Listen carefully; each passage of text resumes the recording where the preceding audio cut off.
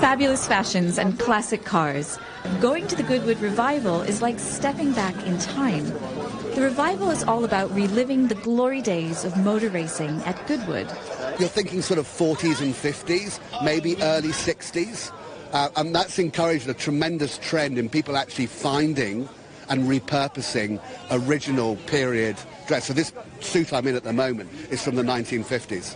The revival dates back to the 1940s. Before it was a racetrack, Goodwood was an airfield, and it was the base for Spitfires, flying missions in the Second World War.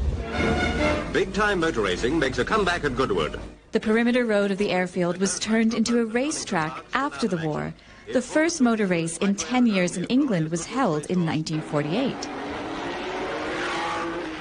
It was closed in 1966 and reopened in 1998 with the idea of bringing classic car racing back to the track with an ethos of revive and thrive.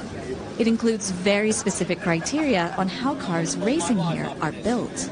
It's got to be a period car, it's got to be an original car, it's got to be spec'd in the way a car like this would have raced back in the late 50s, early 60s.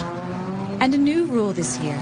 All of the cars racing here have to use fuel with at least 70% sustainable components. This is the first time I've driven with fully sustainable fuel, and actually it doesn't feel as if there's any difference at all. So that's a very positive thing. It's a drier fuel, so it poses some obstacles on the lubrication, but the engine builder overcome that, so we're good, we're happy. The sustainable ethos of the event is driving interest in new markets. For the first time, the revival is being live-streamed in China, with 40,000 viewers joining on the first day. The car is a very interesting emerging industry in China. A lot of people are working on their own cars, and also they want to modify their cars.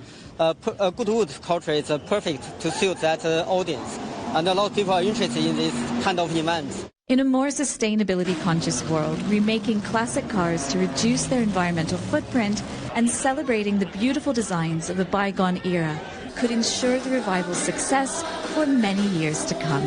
Jen Copestake, CGTN, Goodwood.